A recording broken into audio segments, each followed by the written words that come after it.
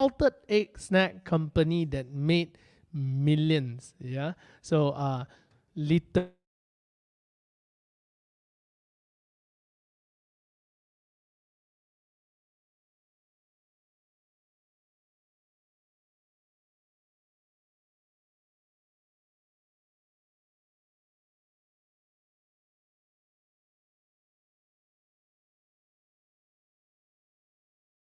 watch you before. And for those of you who've seen Ivan before, please write there, hello Ivan.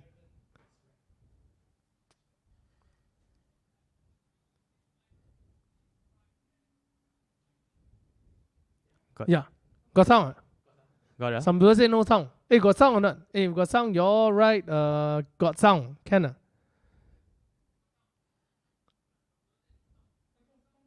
right? Got sound? Yeah. Say got sound. They say hello Ivan. Okay. Hi, Vinesh. Vinesh, Raju, I see you.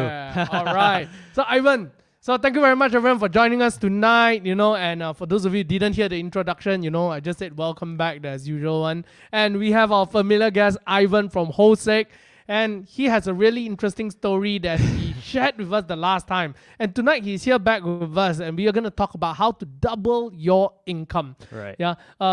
Many of you guys tried to dig his brain the last time. I tried to pick his brain, try to see like how to actually get motivated and stuff like that. And it became a podcast as well. And we put it up on Spotify. Quite many people downloaded that. Having said that, we have more than 500 downloads of our podcast already. Wow. Yeah. Amazing. And Ivan, maybe some of the people here haven't watched your show before. Right. Would you like to just introduce yourself a little bit, share with people like what was your journey like from once you first started working to how do you start up Hou Sek? All right.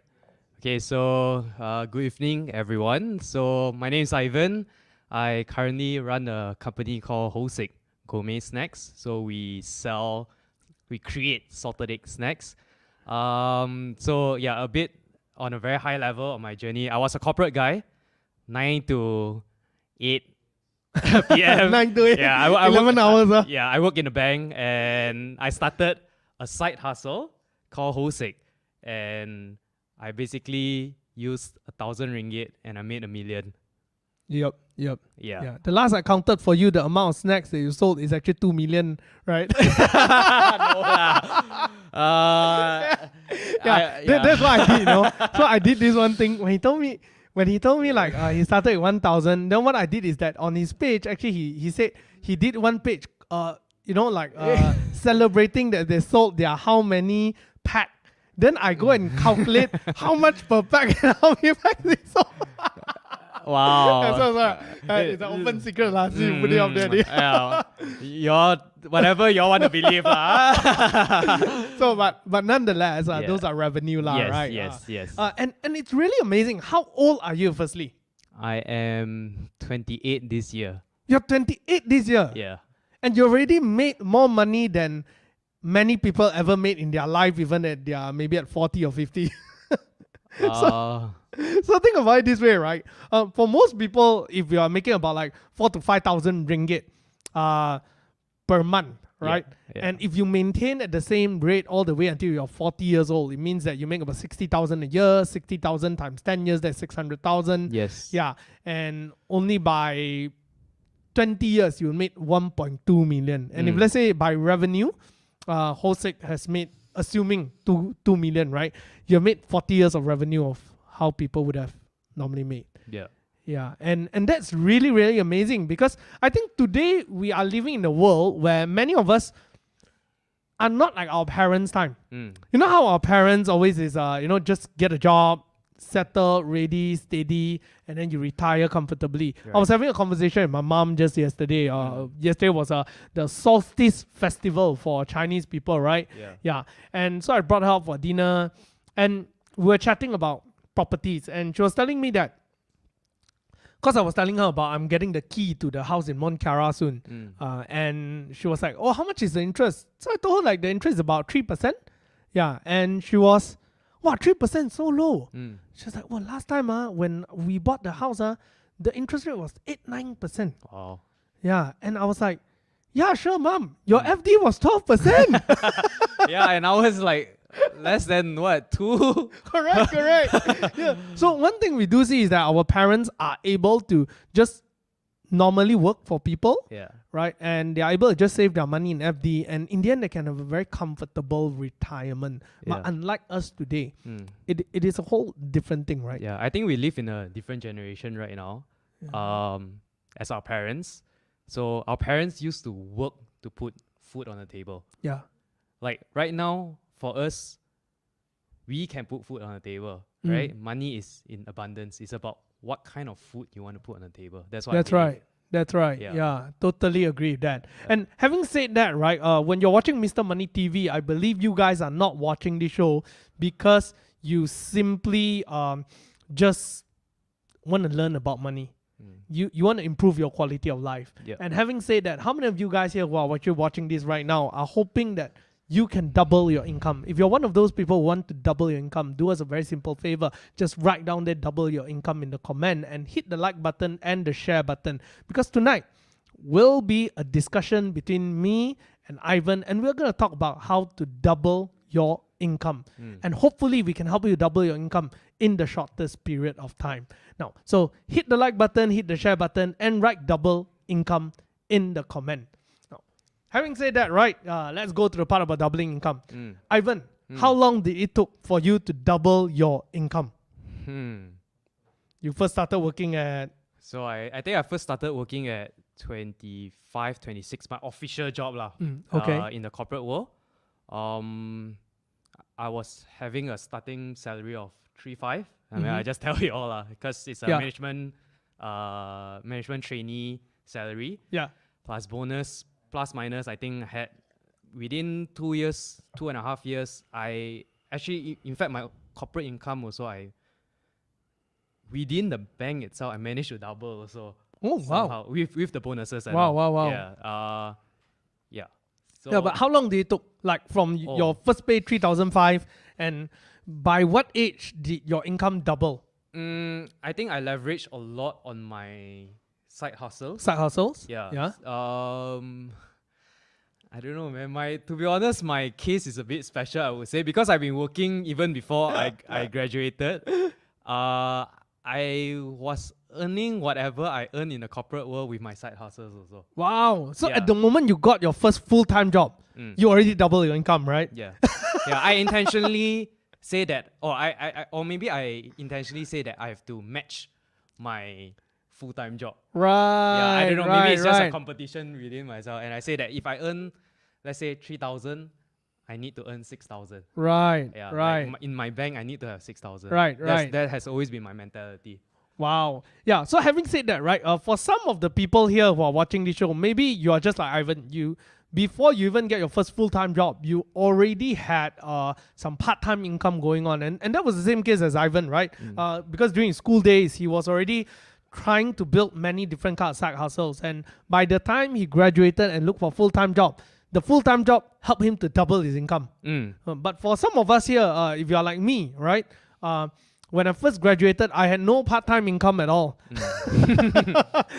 Once in a while, I shoot photography for my friends, and I would get like a few hundred ringgit lah. Yeah. But yeah, that's nothing. I think that's the case for most people. Yeah, it's the case for most people, right? And so that first leg of it for me, when I first started working, I got 2,500 ringgit as my first income. I still remember I was a management trainee as well. How did I double it was I decided to just quit that job because I feel that being a back-end kind of job will not help me to double my income fast. So I went to sales and I did insurance sales. And within 2 years, I doubled my income. But I was only focusing on one job, right? Which is insurance sales. Yeah. So in 2 years, my income went double. Now, then there's the next part of it. After we got our first full-time job. So that's where you got into the normal working life, right? You're already at 6K, right? I mean, like, yeah, you're starting including your part-time. Yeah, around there, I would say. So how did you double your... First, let's talk about career first. Okay. How did you double up your working income, like your full-time job with Maybank? How did you got to the place that you are able to double the income and get raises fast? Okay, that's a very good question. Okay, so in corporate, I would say there's a corporate structure. So sometimes it might be a bit hard to negotiate. Yep. So you have to, whether you like it or not, you have to outperform everyone. That's right. Right? That's right. If you stay at your comfort level and you clock in and you yourself don't grow, like you yourself don't learn, you can never, don't expect money to come to you. Wow. Yeah. So I think like the fact I was very intentional every day to learn new things. Like management training, I had a lot of space to learn. I landed a very good position in the bank, and with my bonuses and all, I think within less than 3 years, my income was doubled. Wow. Yeah. Oh, now that I think about it. That is very, very fast. Yeah. That is very fast. Yeah. So work extremely hard and smart. That's what I would think. And be intentional to grow lah. Within whatever whatever you're doing, you must be good at what you're doing. Yeah. It doesn't just come like, oh, I want to be rich and then I want to double my income and then it comes. But it's a day by day process. And like how the book Atomic Habits, they say be 1% better every single day. Yeah. Yeah. So I think I kept that written somewhere in my head or in my book. And then I say, oh, what's one thing that I can learn today? So that's always one thing that I keep in my mind, whether it's in my work, whether it's in my personal life. And somehow, if you, in the short time frame, you won't be able to see the improvement, but 1% compounded daily. Yes.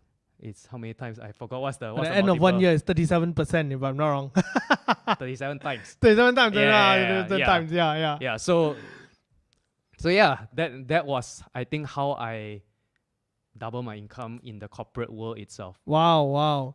Yeah. Having said that, right? I think here is where I want to ask you, those of you who are watching this show right now, right? How many of you here who are watching this show right now are working in a corporate company, MNC or something like that? And how many of you guys here are actually doing your own work, like freelance or something? Now, I would love those guys who are working in corporate, please write down corporate in the comment, because here's where I'm going to ask some questions about the corporate side, because I'm not qualified to answer the corporate side of question because I have very limited corporate experience. I've always come out and do my own stuff, right? I also not much lah. But at least you're longer years than me, 3 years. 3 years lah. Okay. I went 6 months. Wow. Okay lah. So, now let's talk about this part, right? I think usually when I talk to many people try to grow in their corporate career. But there's always this problem about, number one, even if they work very hard, it seems like it just goes unnoticed by their bosses.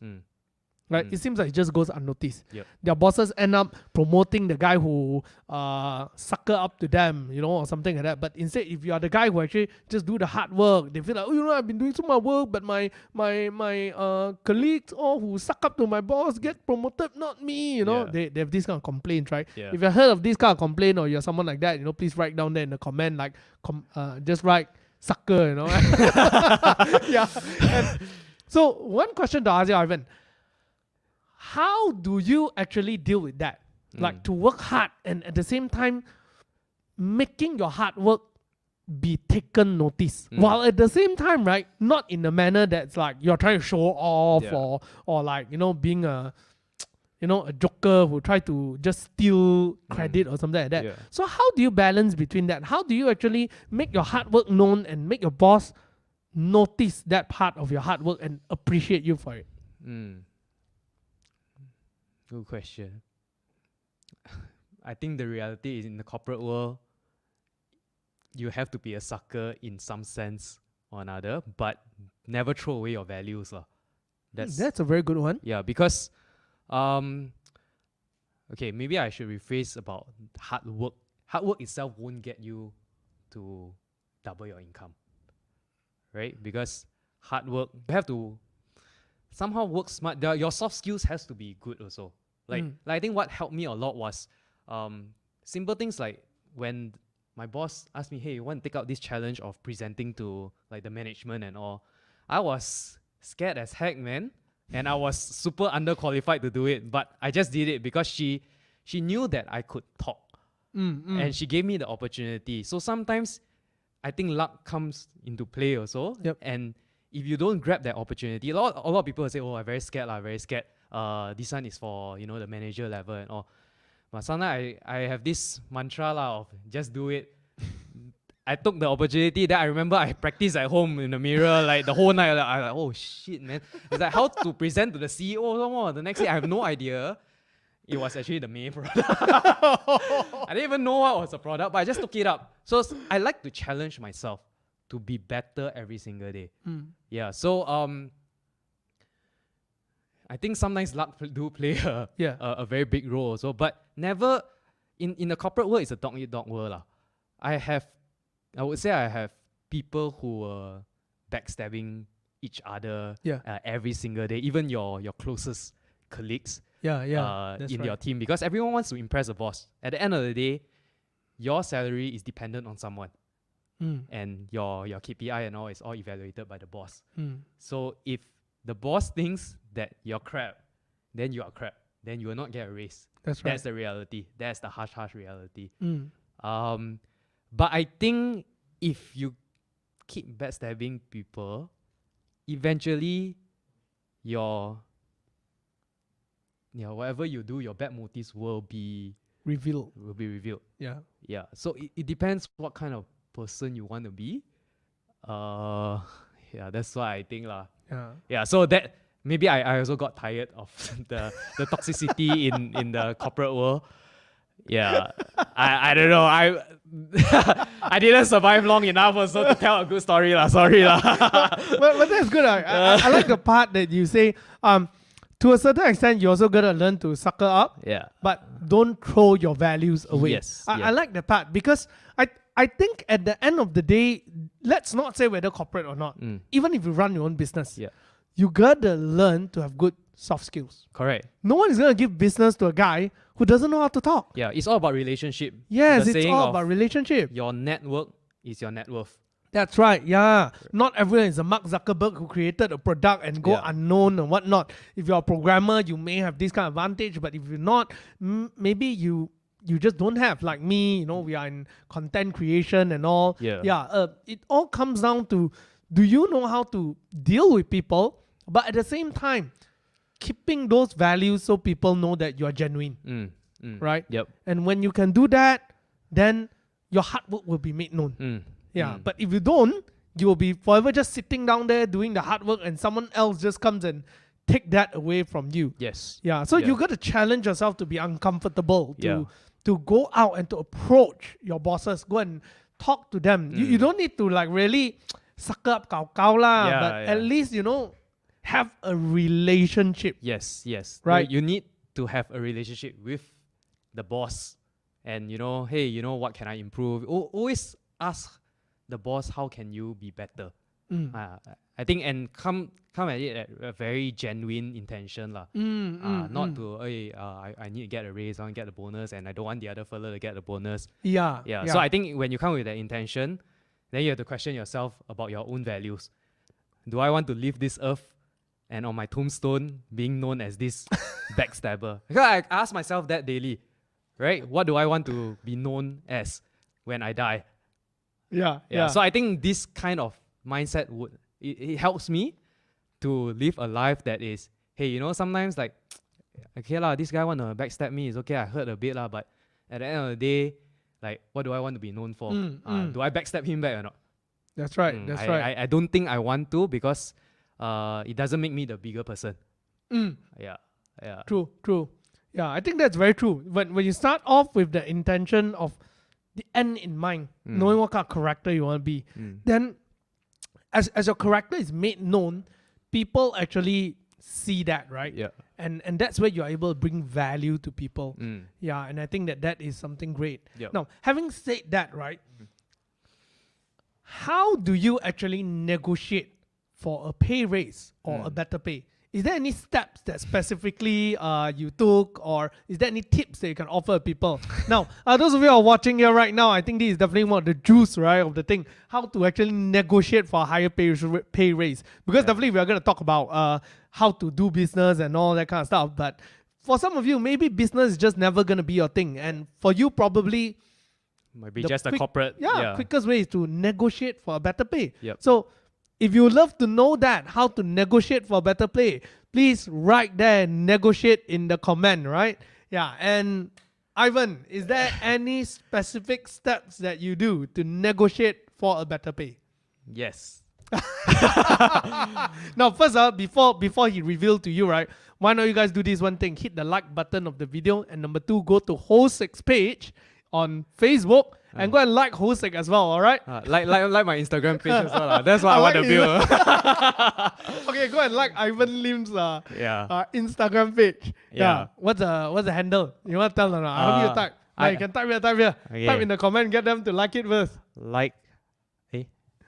Okay, wait. Here. Ivan Lim HW. So you all better go and like Ivan's Instagram. Okay, make him a social influencer. He's gonna show you a lot of muscle. Yeah, see me half naked every day. I see your Instagram. I'm very inspired. So now I started working out already. Wow. Yeah, that's the goal. All right. Yeah. So what is the step that you took to help you to negotiate for better pay? Yeah. So I think number 1 is to know your value first. Like you yourself can't go in there and then just say that, hey, I want like if let's say I have a 3K salary right now, I heard stories about colleagues that say, boss, I want 5K. But the thing is, you need to know what values you have that you can add to the company first before you can even ask for a raise. So I think number 1 is self-awareness. Yeah. So knowing that I have this certain skill set that I can add value to the company, and I know the market rate is around this pricing. I think that will be the step 2 lah. Knowing research and to know how much is the market rate paying for this kind of role. Yeah. So before I even asked for a pay raise, I remember when I graduated from my management trainee program, I actually went and researched around like for my role, how much are they paying? So yeah, it was around that certain amount lah. Then initially, if we followed corporate structure in the bank, it's around like, I can't remember what was the raise, maybe like 10% a year or something like that. Or maybe less than that. 10% is quite a lot, right? Yeah. I think it was 10% at a very junior level lah. Yeah. So I researched. In fact, it's because I also leveraged on an offer that I had from another company. Right. Yeah. It was in a management consultant company. So I had a deal also. So I know how much I'm worth and how much people are willing to pay me. Right. And then number 3 is you ask. And you ask, you have to always know that there is a very high chance that they will say no. So I think a lot of people, what stop people from asking is they are scared that they'll get rejected. So you come in the mentality is there's nothing to lose, everything to gain. Yeah. Right? What's the worst that can happen? Stay back in the job. Yeah, stay back at your current salary. They'll still pay you. You still get a salary. Yeah. You won't lose your job. That's right. There's nothing to lose there. Yeah. So the most also, you'll get a very good feedback from your boss. Okay. And also, just reflect on whoever, whether it's HR, whether it's your boss that gave you that feedback. So I remember I heard this story about this colleague that went in and said, hey, I want 6K salary. His current salary, I think it's like 3, 4, like something around there. So he wanted a very high salary. 6K. Yeah, something like that. Yeah, it was quite a big jump. Then the boss like look at him. No, like we won't give you. Then he say, oh, but there's this other company that's offering me this amount, but no solid proof and all lah. Then the boss say, okay lah, you go lah. On case. So that's the worst that can happen. Actually, that's the worst that can happen. But if you know your value, someone else offer you 6K, why you want to stay in this company? Yeah. Right? I would rather go and jump ship because never sell your soul to a company. That's what I believe, unless it's your own business. That's right. Yeah. Never ever sell your soul to a company because you will always be under someone's shadow, per se. That's true. That's true. Yeah. I will only stay in a company for growth, not so much for the money, unless they pay me a lot of money. That's right. and I get to grow at the same time, That's right. and it helps me achieve my own personal financial goals lah. That's right. That's Yeah. right. Yeah. I think that's very true. I think the first thing that what you say was very true. You don't go negotiating for something when you don't even know what kind of value you can offer. Yeah, the first question is you gotta ask yourself what you can do to help the guy to achieve something first. Yep. Yeah, if you can solve problem for the other person, then you talk about how much you want, right? And one thing you did very well, I think the fact that you actually also went for other interviews. That's why you got offer letter, Yeah. right? Yeah. So I noticed quite many people don't go for other interviews. Yeah. They just say like, okay, I want to pay raise. They go and talk to their boss. Because they say, hey, my friend getting this salary. And I think that's not very smart, you know. I think No. one of the things that you should really do is that if you think you deserve more, go around and get an interview first. Yeah, in fact, I had this conversation with a friend. She's getting paid quite high, probably like in the 5 figures or so. And she told me this, you know, she say, even if you don't have a job, right? Or even if you're self-employed, just go for interviews. Have a yearly interview with 5 companies and then know your value. That's how you Yes. get a feedback on how much you're actually worth in the market. Like, let's say if we are working in Malaysia, go apply. Let's say for me, I'm interested in digital or tech. So maybe I apply for 5 companies. I know actually during MCO, I had a couple of interviews. So they were offering, I know was between maybe 15 to 20. Yeah, I know that is around my range that I can. If you go back on work, if I go back to work, yeah. Yeah, that's very true. Yeah, and actually what I noticed that now having said that, right, I think back, many of my friends who actually get promoted very fast and do very well, every year they have interviews.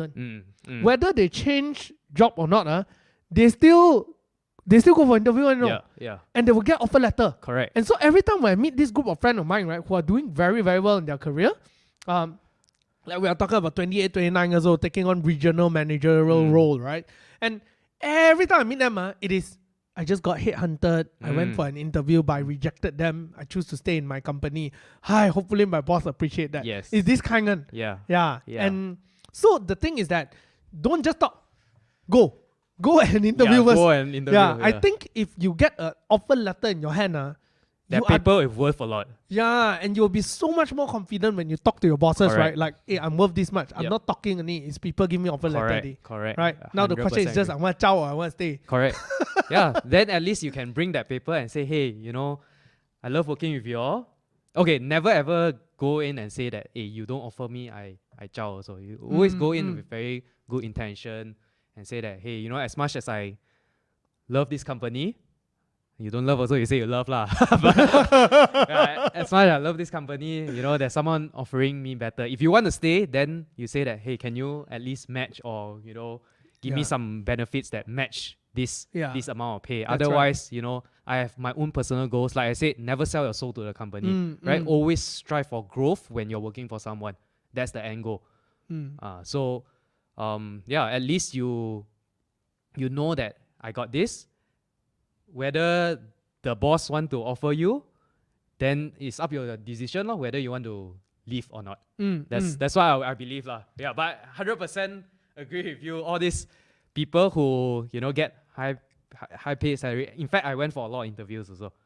Yeah, even when, like right now, I'm running my own business, but at that time I itchy backside lah, you know. MCO nothing to do, right? Then suddenly people started messaging me on like LinkedIn and all. Then I like, all these headhunter. Because, okay, so when I was in the bank, I was having a digital product analyst or manager role. I think it's called digital product specialist lah. Yeah, so it's a very hot role per se in the tech industry because we copy, all these corporates are like copying all these Silicon Valley kind of roles, the name lah. Yeah, so I had a lot of opportunities. So people were just calling me, hey, you interested or not to head like this particular segment in our corporate, in our company. Yeah, so I was like, okay lah, there's really nothing to lose. Most also, you talk 1 hour, you know what's happening in the industry. So I can't remember how many interviews I did. The thing is, I liked it also because I was at home. I don't have to travel anywhere. So I talk only lah. I like to talk also. Then I know that how much I'm worth. Then I ask them, hey, how much are you all offering? In the worst case scenario, because this year, you know, when you run a business, everything is very uncertain. So I even had, I mean, I'm not gonna lie, I had thoughts of going back to corporate if it's a high paying job. And yeah, I kind of figured out like how much I could get Right. if really all else fails. Yeah. Yeah. That's very good.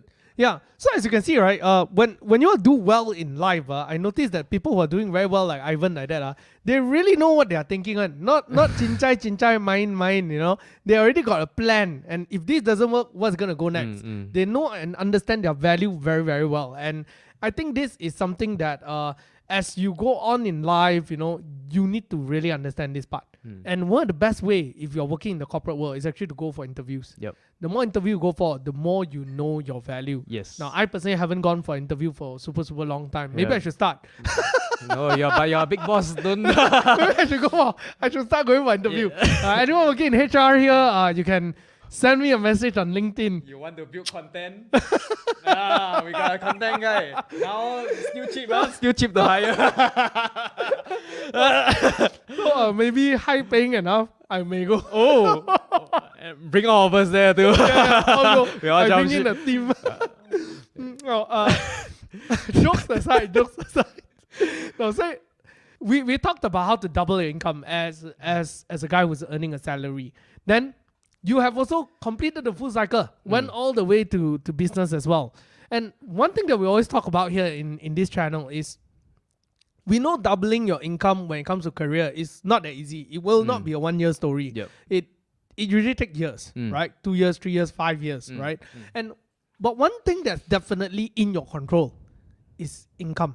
Now, while salary is not really in your control, income is in your control because you can always do part-time, right? Yep. You can always do other things to actually increase your income. Yep. Now, how did you actually approach that side of your life, right? To continuously do part-time? Because at the moment you started working with Maybank, it was a very busy life. You work from 9 to 8.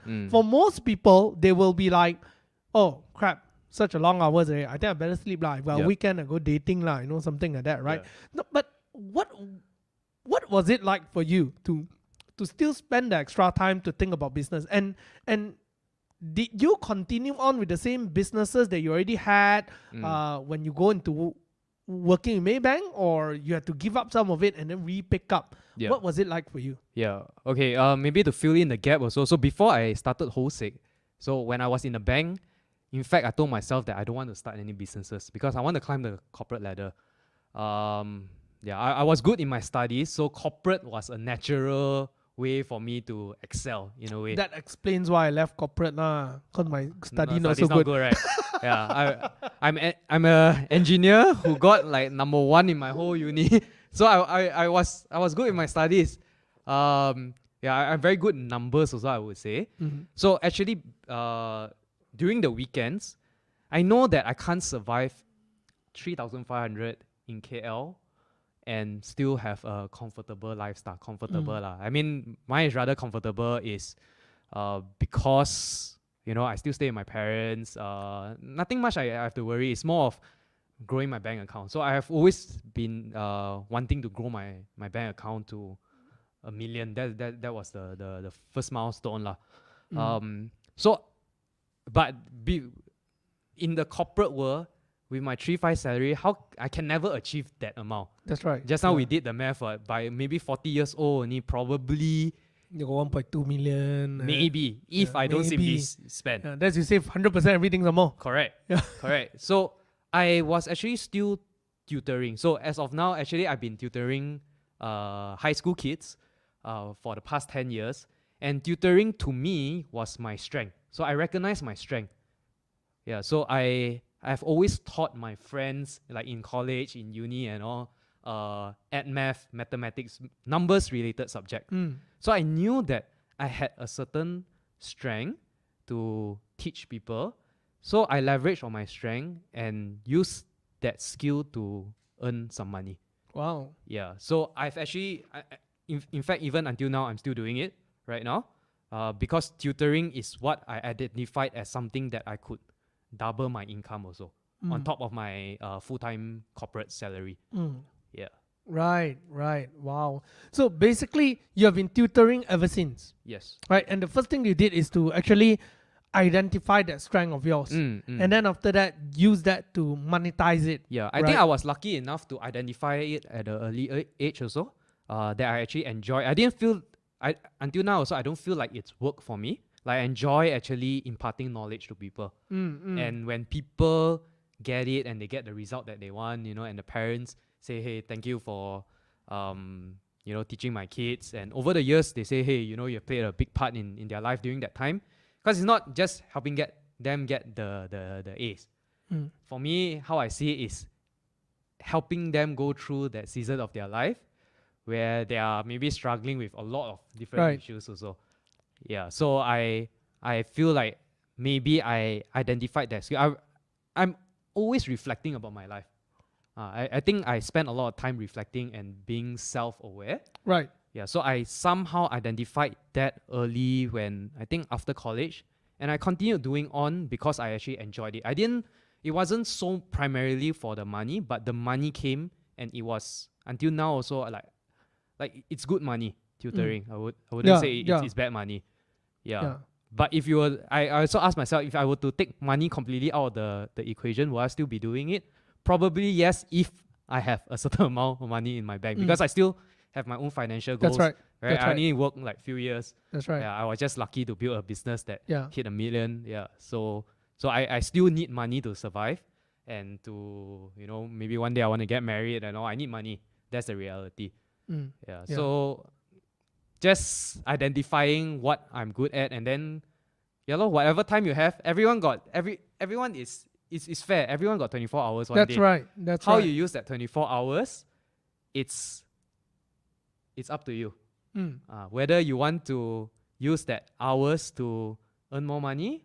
Maybe I've even heard like friends who after work go become Grab driver and all. Yeah. You can choose, like just now what you said, you can choose to go home or go lepak with your friends. That's right.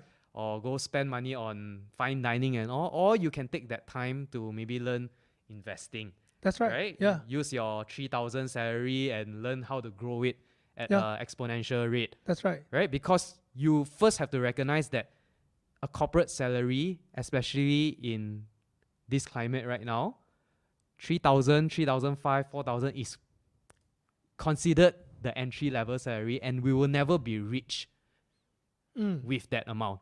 That's right. So what are you going to do about it? Yeah. I think one thing you said was very, very true. You see, there's actually commonality between you and Jeff Bezos or Mark Zuckerberg, which is all of us have 24 hours. Yes. Yeah, no one is given 25th hour. Everyone is 24 hours. Yeah. The only difference between you and them, or me and you, or me and him, or me and anyone else, is how I use my 24 hours. Correct. Some people would choose to sleep less. Some people would choose to sleep more. Some people would choose to use those extra time to play. Yep. Some people will not spend an extra hour to play and just work hard and study and learn something, right? And that is the difference between someone who's successful and someone who's not very often. Yeah. And yes, some of us are being forced to use those time to do extra thing. Like maybe you are staying very, very far from work, so therefore you are spending extra 2 hours to travel. Yep. But having said that, you could listen to podcasts during those exactly. times, because I think these days it is getting easier and easier for you to use your time fruitfully. Last time, agree. no. Yeah. Like maybe you're traveling, you can only listen to radio station. Correct. And if the radio station is bad, quality is bad. Yeah. Right? But today you can listen to Spotify, you can listen to podcasts, you can learn something along the way. Yeah. Right? There's so many things that you can do. And even if you say that, like, hey, I can't go to a school and learn.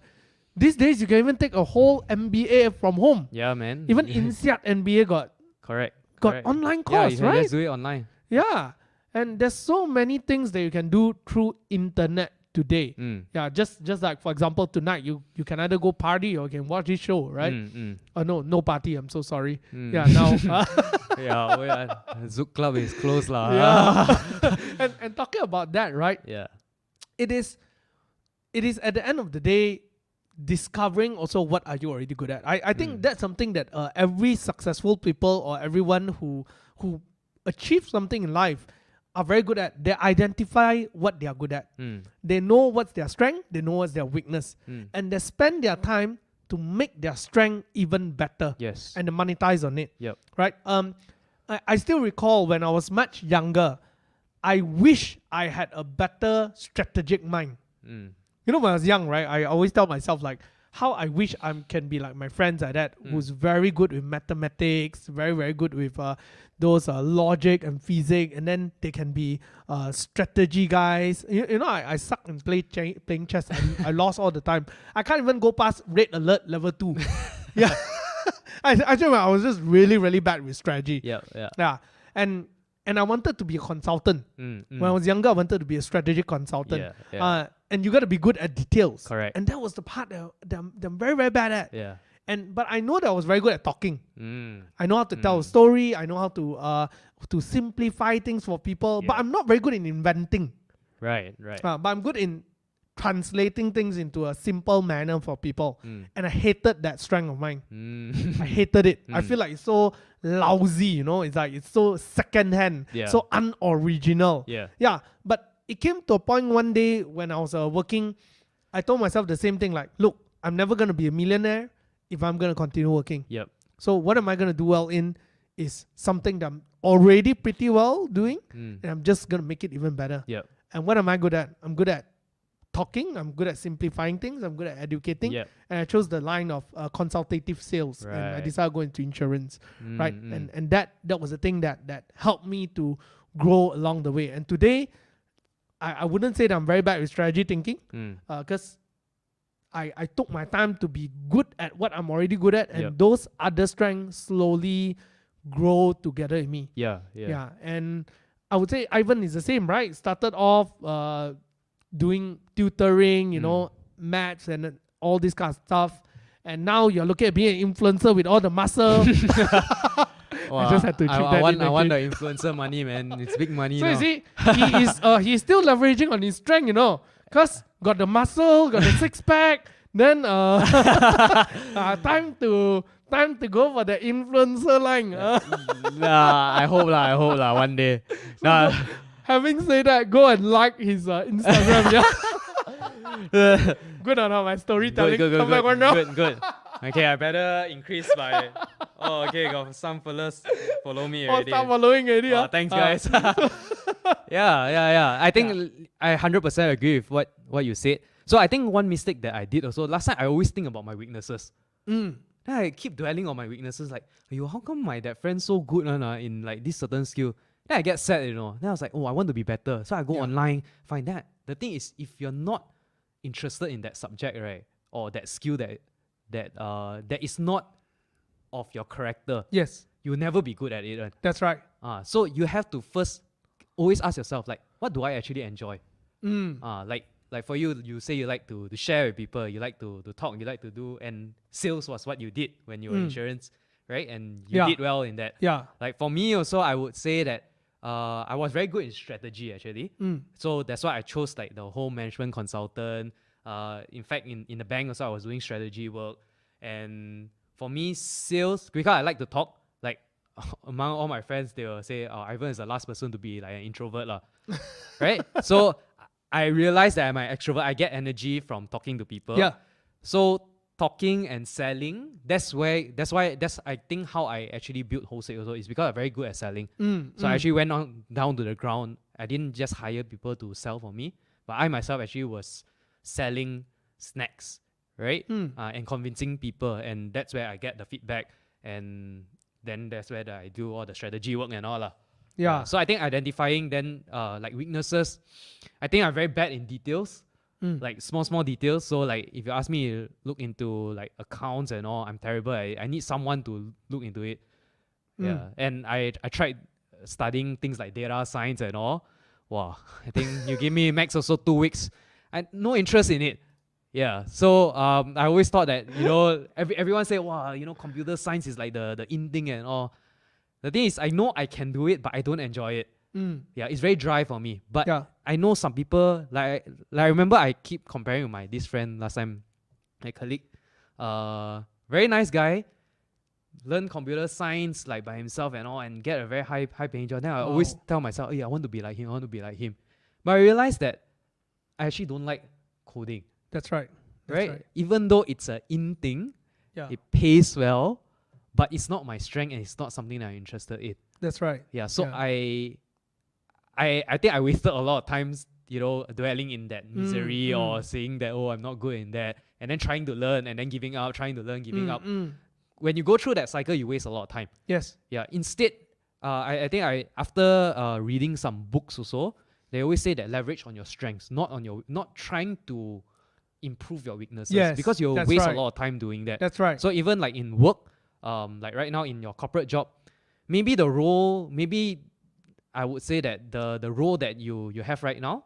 Oh, so maybe I can share a bit of my story. Like last time, I wanted to go to the investment banking side because I thought got a lot of money there. Then you understand like finance, you understand your cash flow analysis, everything about the company, then about IPO and all. But I realized that even though I got that role, but I wasn't passionate about it. So I didn't like it. Maybe the money, yes, you get big bonuses and all.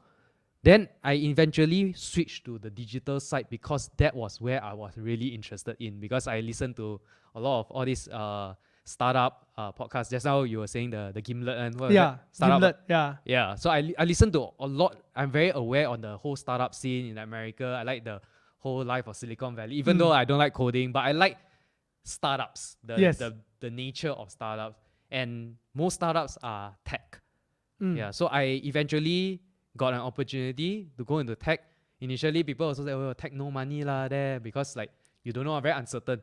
Yeah, so I just jumped into it because I know that I was interested in it and I can grow much more, because even during my free time, like I'm constantly reading about it. I'm constantly spending my time growing my knowledge in that. And that's where I know, oh, yes, I'm interested in that. Yeah. Don't force yourself to be good at something you don't like. Yep. Yeah. That's true. So, yeah, I think if there's one thing, right, that we can say, if what's the one thing that you need to learn to double your income, right, is to actually learn to understand yourself.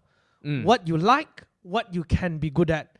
And I totally agree with you, saying that spend time to actually improve on your strength rather than improving your weakness. Yes. Because I always tell people this one thing. It takes me probably one day to tell a better story. It takes me probably one day to learn to explain a complex information even more simpler for people. But it would take me 10 days before I can get so detailed and do a proper filing. And even after 10 days, I won't do a better job than CK does. Those of you who remember CK, my partner, right? I won't do a better job than him, even if I spend 10 days improving on that. He'll still do a better job than me. Because his nature is much more better than me when it comes to details. Right. Yeah. So why do I want to waste my time on that? Correct. Must as well, I work with someone who can actually do that. Yeah. And having said that, that was the same with you, right? When you first started Hou Sek. You started Hou Sek not even knowing how to cook, right? You were saying. Yeah. I don't know. So maybe you can share a little bit once again, right? What was it about choosing partners to work with? How to actually pick partners to complement your strength and how to actually build a business from there. Because many people here who are watching this show right now, some of you are probably thinking you want to start a side hustle. Anyone here who's watching right now, if you're thinking about starting a side hustle, please write their side hustle in the comment, right? Yeah. And probably one of the things that you're thinking is, how do I choose a partner? Yeah. How do I look for someone who's suitable to complement me and grow this together? Or do I even need a partner? Yeah. So maybe it's somewhere that you can enlighten us on. So I believe that choosing a partner is like a marriage, right? It's not, I throw a stone, then someone who can fill the role, then I'm married with that person, right? It's like you really have to know that you're going to journey together in this extremely hard journey called entrepreneurship, and whether you can work together with this person or not. So I think for me, I knew very clearly that I wanted to start this business that I have completely no idea how to run the operations, like zero knowledge. So for me, it was a no-brainer to find someone who could fill that gap. Right. Yeah. Okay, before we go into that part, right, I want to ask you one thing. Many people who are actually thinking about starting a side hustle, sometimes one of the first advice they get from people is this. They'll tell you, just do yourself, don't get a partner because it's very complicated, right? Yeah, have you got this advice before? Yeah. Yeah, if you've got this advice before, just write alone because you're going to do it alone, right? Now, having said that as well, what are your thoughts after starting multiple business? Should you get a partner or not? Number one, right? And if you should, under what circumstance that you would consider getting a partner in the business? Yeah, because you have multiple businesses so far. Yep. Some it's you're alone, some you had partners, and some you're looking at venturing has to have partners. Some you probably don't even need, right? So how do you actually go about with your thought process? I think number one is to write down like the roles. Oh, I remember this book that I done. It's about the E-Myth. Oh, the E-Myth. Yeah, I heard about the book. Helped me a lot. Oh. One of my friend who's a serial entrepreneur, he told me if there's one book that you gotta read before you jump into a startup, read this book. So I was reading things like Lean Startup and all. So it didn't address small businesses because, I mean, whether we like it or not all of us are Mark Zuckerberg who can build billion-dollar businesses. Most of us are just small businesses. In fact, my business is still considered as a SME, a small business. Yeah. So I think you have to treat, even if your company, right, is one person or two person, you can draw organizational structures on the different roles that you need for the company to run. The company is a system, it's an engine. Yep. Right? Every day, everyone has very specific roles. So I think like even though if it's one person running the company, you can write things like maybe sales and marketing is one role. I may be wearing all 5 hats right now running a startup. That means if I really one person only, it might be sales and marketing, it might be HR, it might be, the operations work. I'm the COO, I'm the CFO, I'm the whatever. Every all. See everything all. Right? But you have to write down, be very clear on the roles first. It's not like, hey, I like you, Peter, let's start a business. It doesn't work that way. Yeah. Because a business is a business. That's right. It's not to do like for fun or whatever. That's right. Right? If you do for fun, when the fun ends, which most of the days are not fun, right? Then you will get burnout. So I think writing very clearly the roles and seeing if I myself can fill all the roles, then why do I need a partner? I don't need. So I remember reading the book and then writing it down when before I think I started Hou Sek, or maybe in the middle of it, just to be very clear, because I didn't know what roles I need for the company. So after I write down already, then I remember I know that I can't cook. I want to start a food business.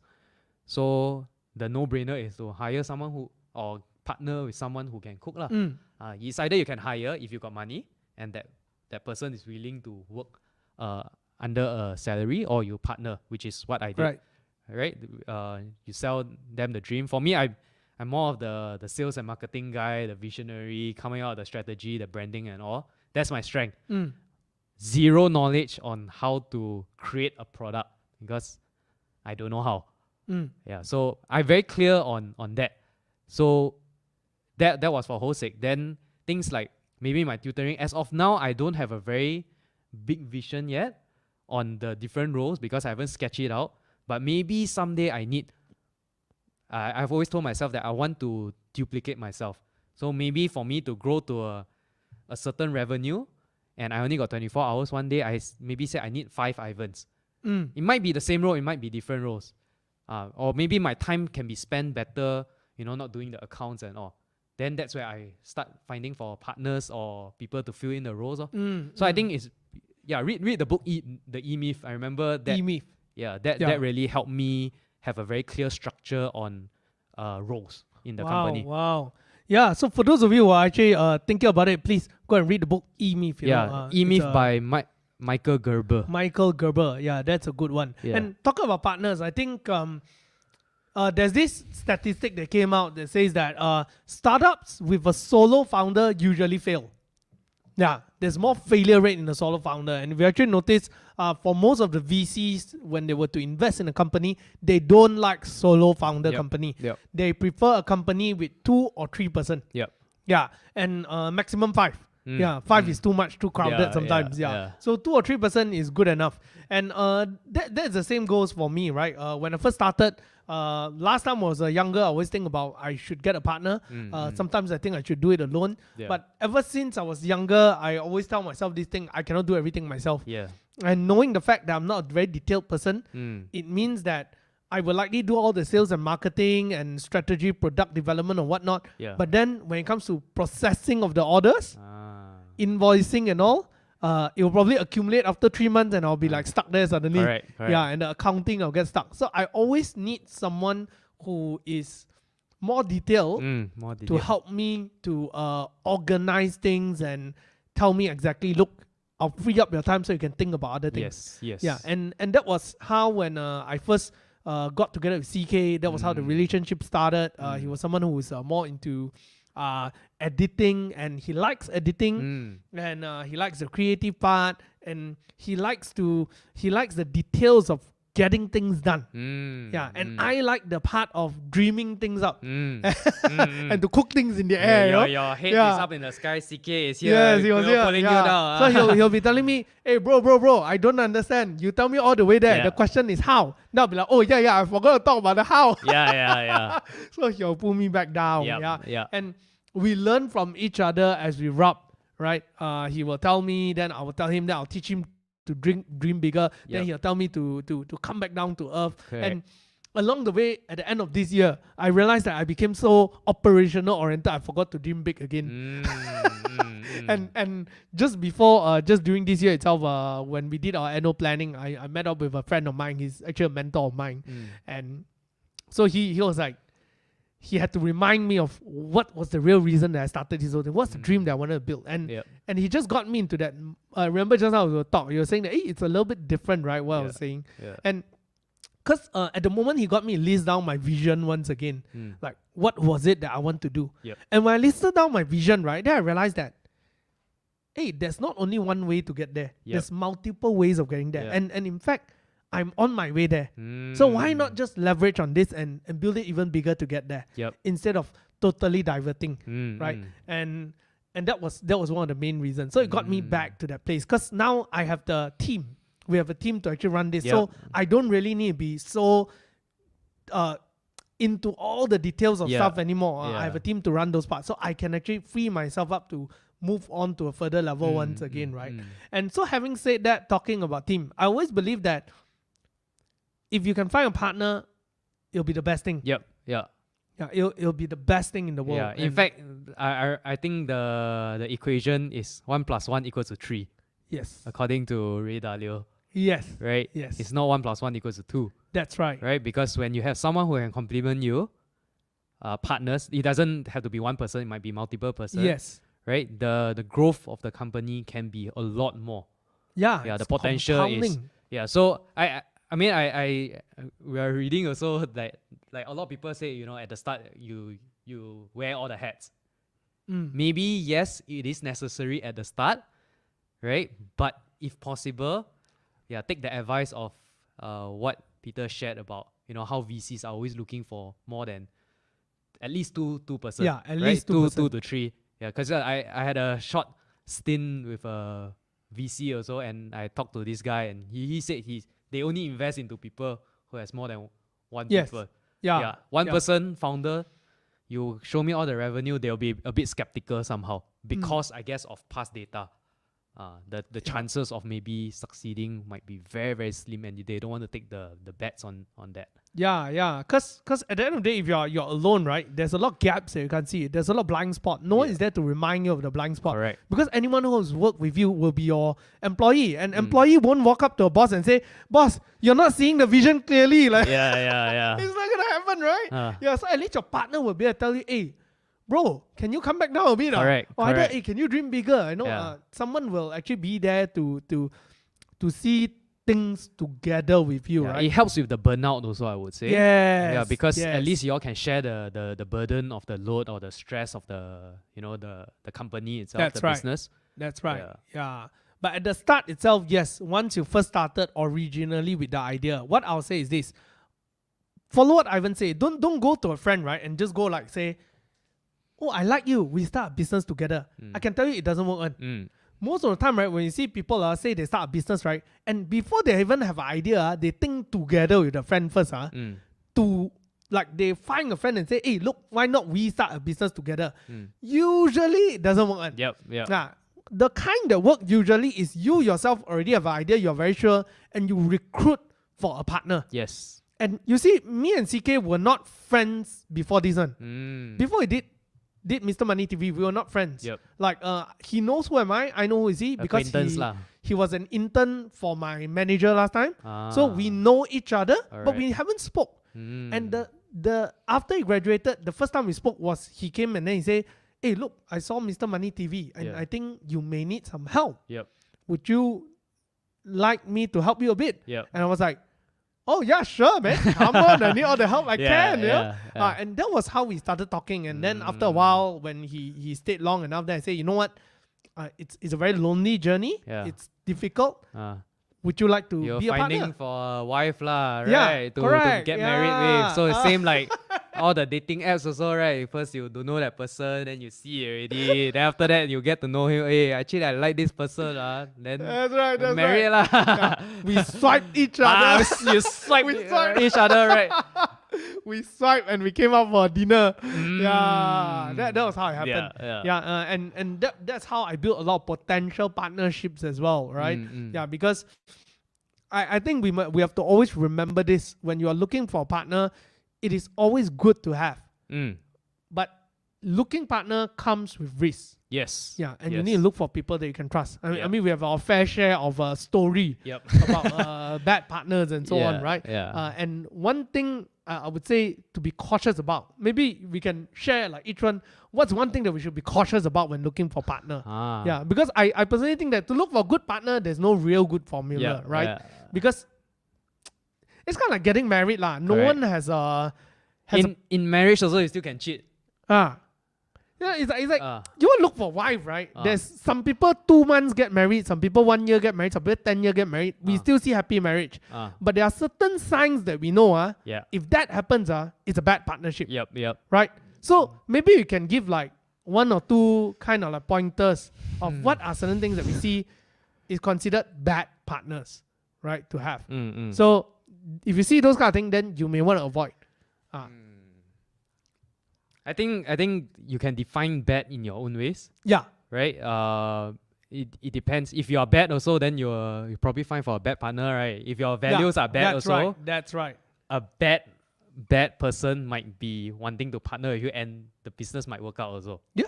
Right? That's right. Okay, so I think it's to ask yourself like, at the end of the day, what is your vision? And then you ask, what are your values that is like non-negotiable, right? If you find someone who values totally different from you, then but they have the skill set, then you have to ask, then can I be a partner with him or not? Because how I put it is things like, because I grew up in a Christian family, right? So your mother will always say, hey, find a Christian girlfriend lah. So that is the values lah, the non-negotiable, that's right. So you get married with a Christian wife lah. Okay, but that's up to you whether you want or not. That's right. So not to say that if the person not Christian you cannot get married. It's just it might be harder because there are some things that we have different wavelength. Yeah. But you want to try to avoid as much problems as you can with a partner. That's right. Yeah, that's right. Yeah, because life really got so much problems. Why you want to go cari pasar so more? That's right. Yeah. So I think for me, I started and lost some money in some businesses before. I think last time in the F&B business. I don't want to badmouth anyone and say that they are bad partners or whatever, but I exited with a loss of 5 figures when I was a student because I didn't see the same thing as they did. Mm. So money cannot be the main motivation, I would say.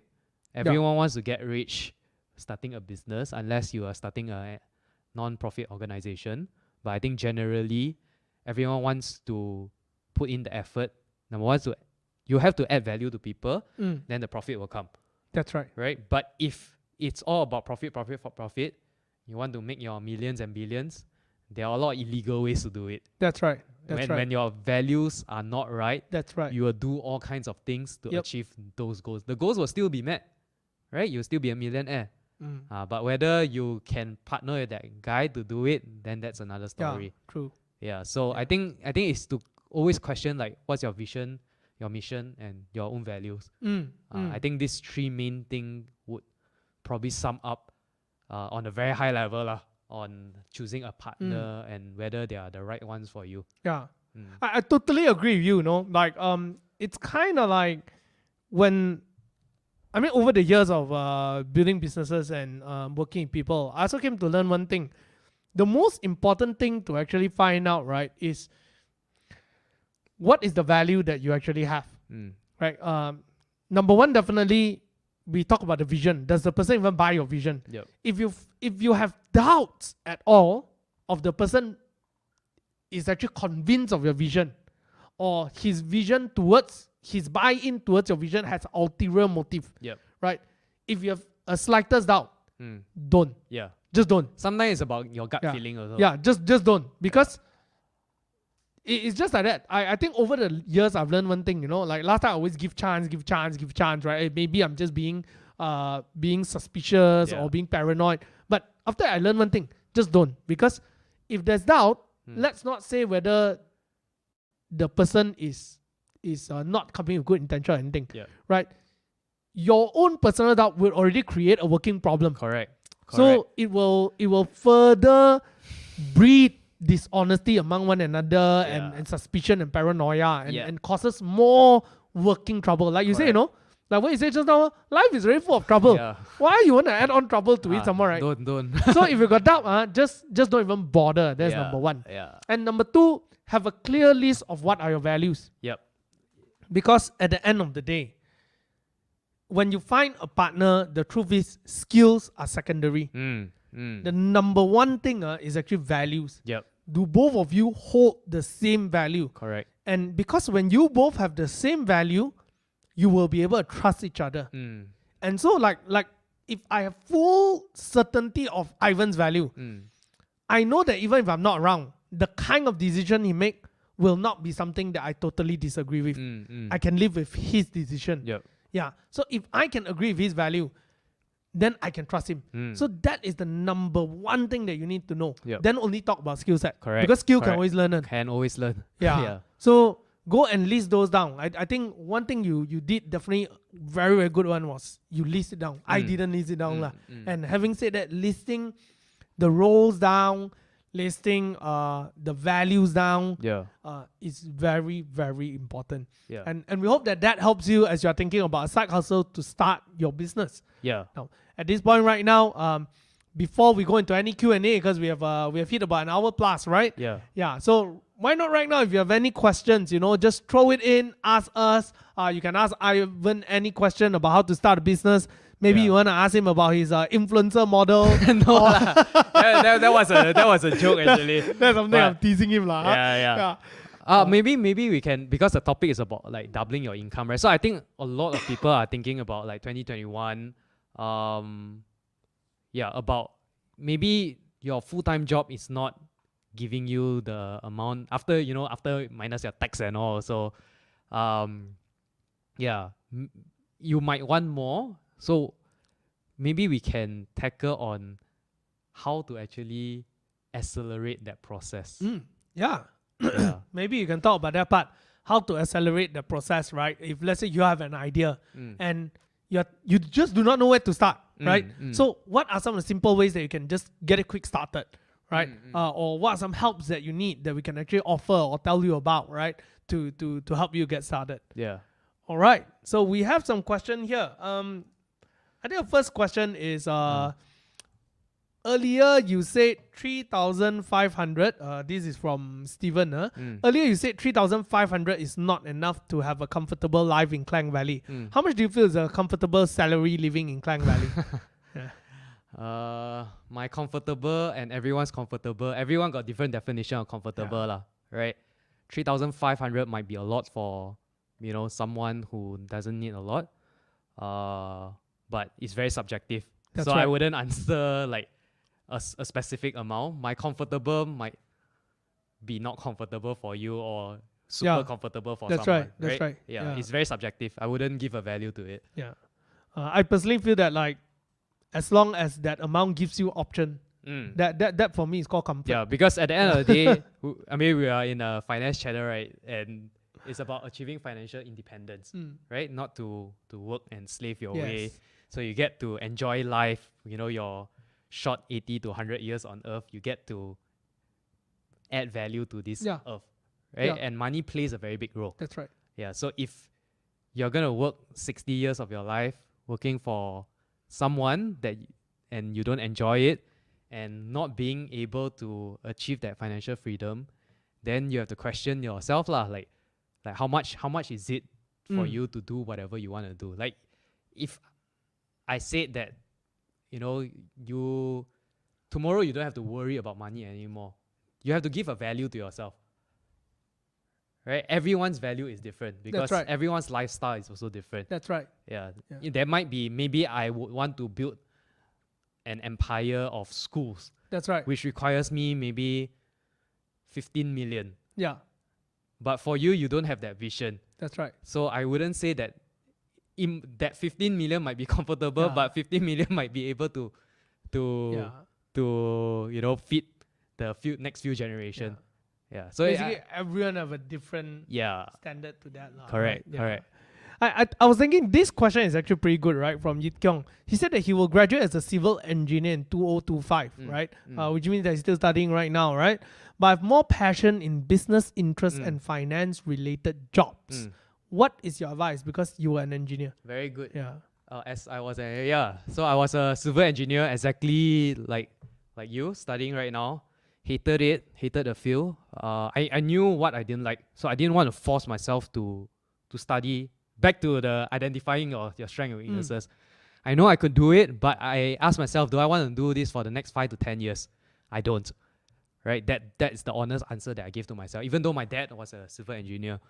So if you have passion, just do it, man. You wouldn't know. Who knows? The thing is, you have to do it before you know that you're passionate about it. You might think you're passionate about it right now, but maybe you're not good at business and finance. I don't know. You might be better at sales and marketing.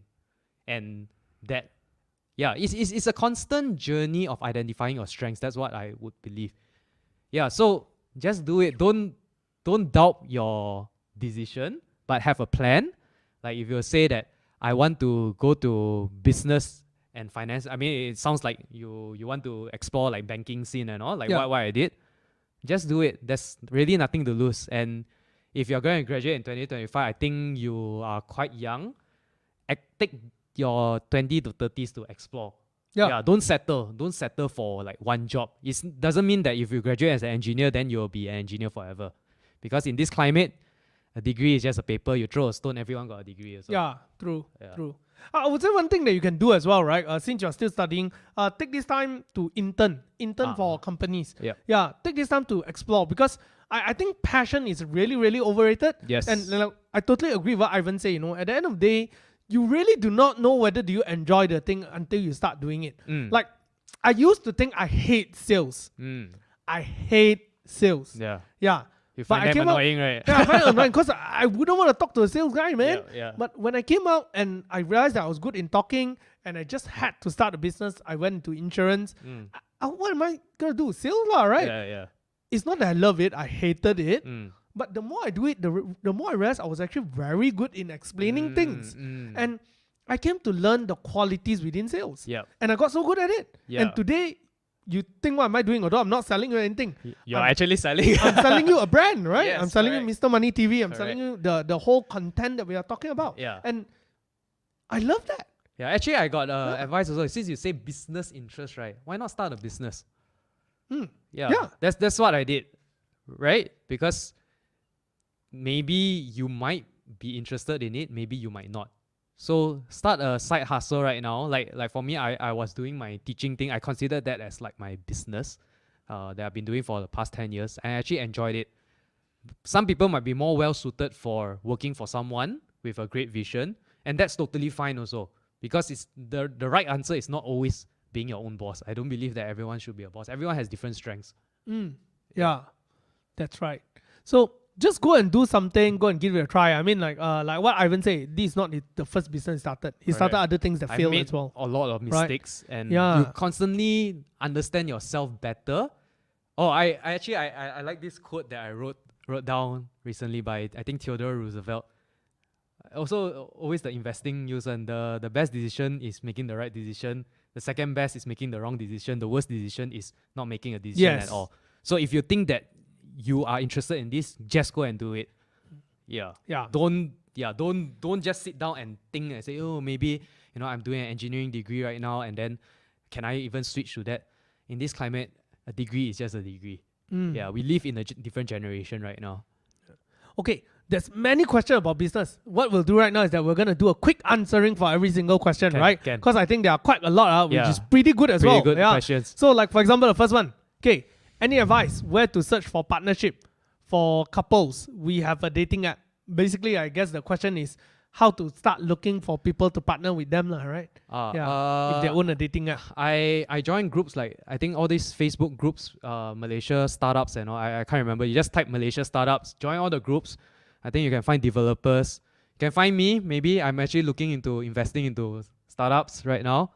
Yeah, so just go out and look. Put yourself out there. Yeah, don't stay in your cave. Yep. So go and like Ivan's Instagram and DM him. Yeah, DM me seriously. All right.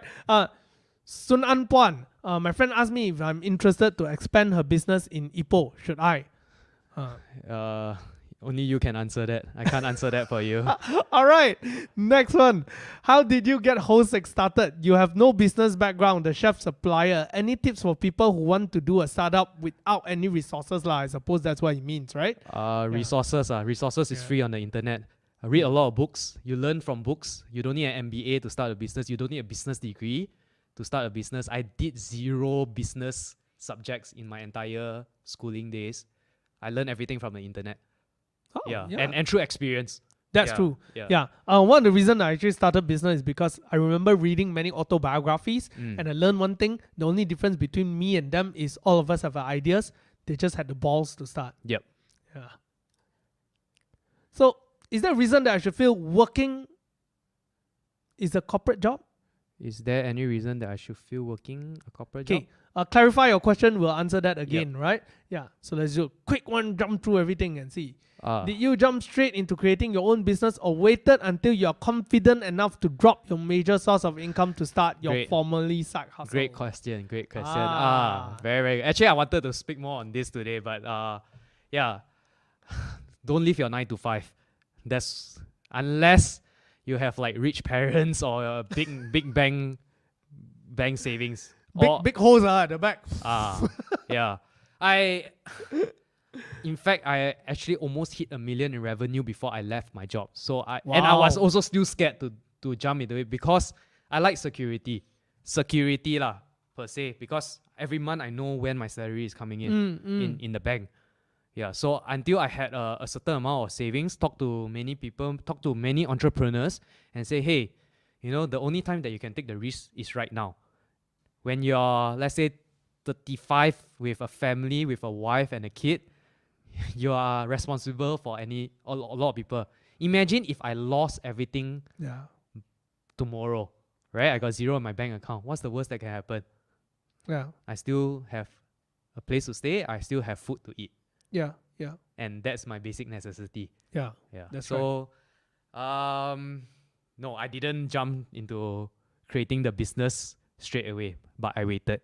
But you might be, sometimes the opportunity might not be there also. So in fact, I sometimes regret per se, but I didn't take the action. If I double down on Hou Sek, I could have made a few more million. That's what I would think. That is still my hypothesis, but I didn't take the leap during that. Yeah, because sometimes the opportunity is not always there. Same like bubble tea, right? You have to follow the trend. Yeah, The trend might not be there forever. that's right. That's right. Yeah. Yeah. So you will never know. But I think one thing true is that don't simply think about quitting your job. If you think you want to do that when you're young. Yep. Yeah. Don't do that when you're much later. Yeah. The pressure is gonna be very, very, very high. Yeah. Yeah. And okay, this one. Is there any reason that I should feel how is it working a corporate job? Is there any personal growth that I'll get? Okay. That means you're asking that whether I should jump straight into a corporate job to learn, or is it start? I suppose so. I think we can go from that angle where Yeah. is there any personal growth if you're working for corporate? At the end of the day, it's about what you have to ask yourself. What do you want to learn out of whatever that you're doing? The reason why I stayed in corporate or was long enough in corporate, because I choose to believe that I still have a lot of space to learn. Yeah, and that was the only reason that was holding me back from jumping into business full time. Then until I talked to a lot of mentors, and then they told me that, hey, you learn things fast, you learn things from books and all. Probably the only thing that you can learn, not only lah, but I would say that they say the main thing is about how to manage politics, how to manage people, because you don't get the chance, like as a startup, you don't get the chance to present to the CEO, like at a super junior level. That's right. But I got that opportunity, That's and right. that helped me with a lot of my business deals also, because Yeah. eventually I meet people like the CEO of Secret Recipe and CEOs of different company, because I got to get the deal, and that helped me gain a lot of confidence, because I know I'm more prepared on what to expect instead of going inside blindly. Because when you run a business, you cannot make any mistakes. That's right. Every mistake you make is going to cost you a lot of money. But when you work in corporate, you can make as many mistakes as you can, but still get paid Yes. a full salary. That's right. That's Yeah. right. Yeah, totally agree. Yeah. So ask yourself, what do you want to learn actually? Yeah. I think at the end of the day, personal growth is everywhere in the world. Yeah. It all comes down to yourself. If you understand yourself, you know what you want, you can always grow. Yeah. Now, I think this is a very good one. I'm comfortable in my job, but my growth is too little. Right. And my concern is to have to learn everything all again if I move to another company with a higher pay. Question is, should I stay or should I jump ship? Oh, I think that's a very common problem that many people face, right? Yeah. Yeah. So Yeah. what do you think? So I think my question to you is, what makes you think that you won't learn in another company with higher pay? Yeah. Because is that a preconceived idea in your head that says that, hey, if I go to this new role, I won't learn? Because there are probably other skills that you can learn. We are always learning, always have a growth mindset. I think the fact that when we come out with a conclusion that we probably won't learn is then we have a very limiting mindset already. Because I always go in with an open mind. Like even from my students, I believe that I can learn from them. They can teach me different things, like let's say they are the TikTok generation, right? And I believe that TikTok is the crazy marketing tool right now. Yeah. And they are teaching me they're telling me about all these different trends. So always go in with an open mind. Yes. But I mean, just go in with an open mind. If opportunity, I think with a higher pay, definitely is a no-brainer to go. But you have to weigh out your options, lor. Like, why do you even want to stay in your job if the growth is too little as compared to a higher pay job, but you think that the growth might not be or learning all again? Yeah, learning everything all again is better. Right? I don't know. I just trying to understand the question. Yeah, I guess the point is that I think sometimes the security of it, right? Probably. Yeah, security. like you go move to a place and then you realize that, oh shit, I'm out of my comfort zone. And just at the same time today we were having a session talking about comfort zone. We were talking about how if you want to grow you have to change. Yeah. But if let's say you don't want change, you're likely not gonna grow. Yeah. Right? Seek discomfort. Seek discomfort. Because growth is in areas of discomfort. Correct. It's always out of comfort zone. Yes. Now, I would say personally, if you care about growth, then go. Yep. Yeah, but if you don't care about growth, then stay. Mm. But remember this thing: if you stay and you're not growing, if market is gonna be bad, you may be the one that they're gonna cut you off your job. Correct. Right? So you are breeding your own insecurity. Yeah. Yeah. Now, there are quite some. We are getting even more and more questions, but I Yeah. don't think we can answer everything. Okay, let's We're answer. gonna pick one or two. Good ones. We'll leave this as the last thing, right? Yeah, or y'all can just drop me a message. If, Yeah. Yeah, I think there was this guy who messaged me in the morning, Kenneth, but I don't know if I addressed. He was asking about like some side hustle and having partner. But I'll probably personally message him. Yeah. So Yeah. you can always personally message Ivan, or you can message us on Mr. Money TV. Yeah. And we are also gonna have another session on Thursday. It's a Ask Me Anything. Yeah. So do write there in our Instagram. There we'll collect your questions and we'll try to answer on Thursday as well. Yeah. Now, I think one of the things that I want to answer is this, right? I think many people are facing this. I want to build a business, but I just don't have a good idea to start with. I don't know what I want to do, but I want to do something. I think many people are like that. That's the truth, right? Many people keep telling me, one day I want to start a business. In fact, almost every single one that I interview and talk to, they always come to me and tell me one thing. I ask them, what? Because this is the first question that I ask anyone. What do you actually want? They'll tell me, I want to start a business. Yep. Or tell me, what kind of business? They always say, I don't know. So what do you want? I Okay. don't know what I want. I only know I want to start a business one day. So I always tell them, so you don't know what you want? Yeah. No. So there are many people who are like that. What do you think? Any advice for people like that, Ivan? Yeah. I think don't come with the idea of wanting to start a business. Ask the question, what problem do you want to solve? Yeah.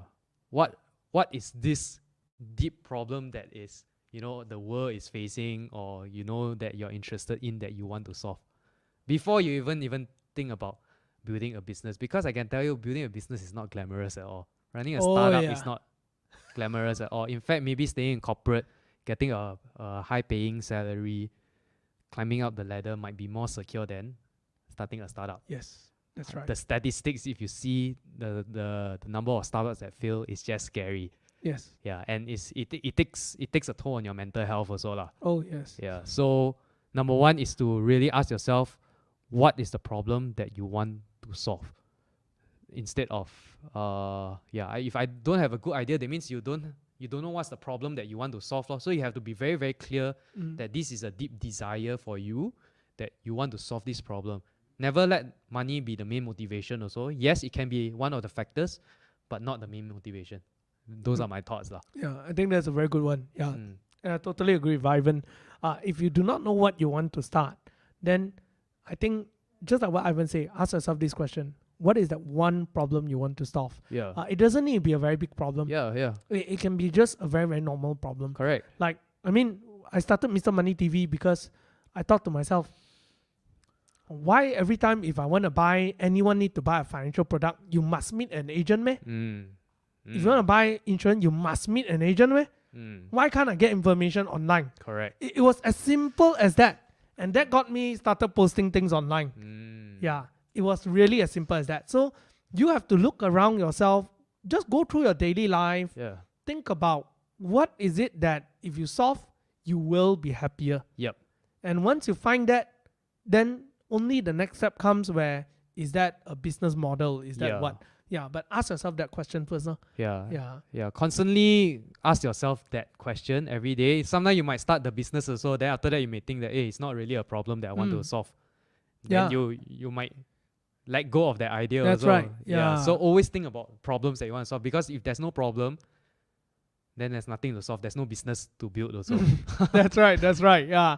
And having said that, I think one of the things is hang out with the right people. Yeah. I think it's a good question. Keep seeking, keep questioning. Don't just stay in wherever you are. You might find the problem when you are working for someone also. It's not always starting a business. Yes, that is the right that's answer. right. That's right. Yeah. Yeah.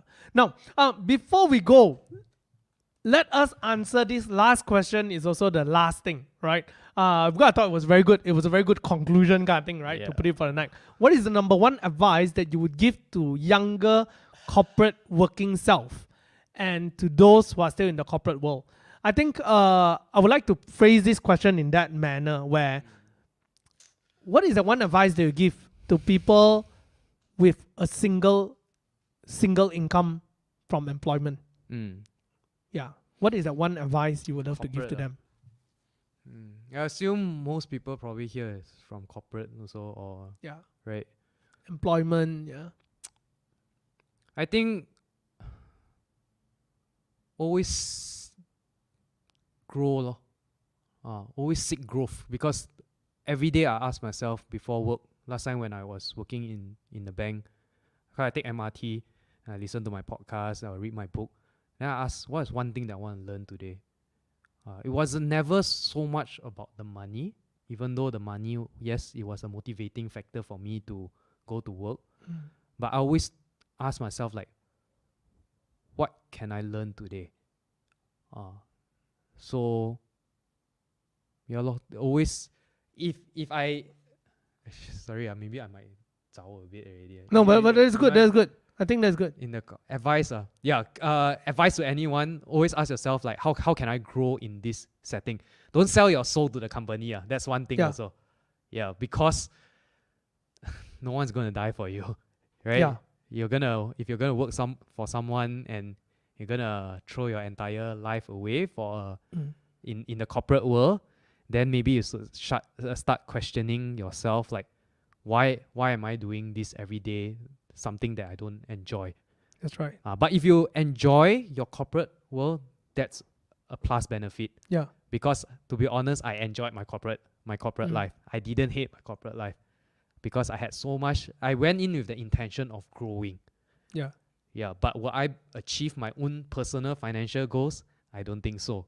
And that is only why I took the leap of running my own business, because creating your own income is unlimited. Yeah. Yeah. So even though the topic is double your income, in fact, you can 10x your income right now also. Yeah. Right? That's probably another day, a topic for another day. I think we didn't really address. But if you would like to talk to, have a yum cha session or something, you feel like you got a good business idea, I think we are always here to seek opportunities also, because I'm an opportunist. Right? If my money can grow somewhere, I would invest in it. Yeah. So if you have a good business idea while you're still in corporate and think that, hey, whether it work or not, can always bounce off the ideas with us. Send us an email or drop us a DM on Instagram. Yeah. And I think we'll be more than happy to see business ideas. That's right. Yeah. So basically, I totally agree with Ivan. At the end of the day, you may hear it and you may say like, hey, what is it got to do with doubling your income? But I always think this thing is this. If you want to double your income, you got to double the value that you can provide to the people around you, to the community around you. At the moment you can double that value, your income will come along the way. In fact, money is a byproduct of the value that you can bring to the table. Right? It's just a simple byproduct, and it's going to be there. Yeah, you just need to be able to bring the value. Correct. And if, let's say today you think that you have any great ideas that you would love to share with us, and you are looking for an investor or whatnot, or you want to validate your idea just to see like, hey, is there any problem in my idea, or do you think this will work? Do send us a DM.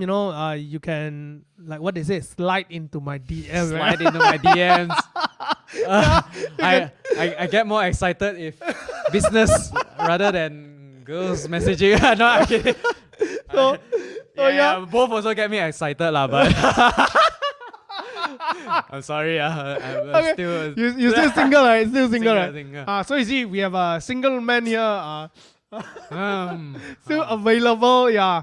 If that could be your shortcut to success as well. Yeah, just slide into my DMs. Anyway, a pretty girl with a great business idea. Ooh. That's Okay, a great I one. went a bit too far lah. Sorry. Okay. So, let's go back to the thing. I'm kidding. The point is, If you have any great ideas, you would love to talk to Ivan or talk to me, just contact us. We are always available to talk to you on that. Right. So that's all about it for tonight. We hope that you will be able to double your income next year in the coming 2021. And definitely the easiest way is just start thinking about what are you good at doing, right? And put that into practice, monetize it. Yeah. So that's all for me. Ivan, anything else you want to add on? Or last words for anyone other than pretty girls? No, I think, to double your income, the more you learn, the more you earn also. Yep. And I think whatever the mind can believe and perceive, then that's what you can achieve also. So it always starts with the thoughts first before. If you want to double your income, don't come with a limiting mindset and say, wow, very hard lah, I got, now my income is 5,000, how to make it 10,000 overnight. The world, if I could do it, I think anyone also can, because I didn't come with the privilege of, having an Ivy League education or whatever. Everyone is on fair ground. We all have access to the internet right now. So keep on learning, never limit yourself, and dream big lah. Then just take action. That's right. Yeah. So that's all about it for tonight. Thank you very much, everyone, for watching. Thank you very much for supporting the show. And just a reminder, next year onwards, we'll be only doing live on every Thursday night.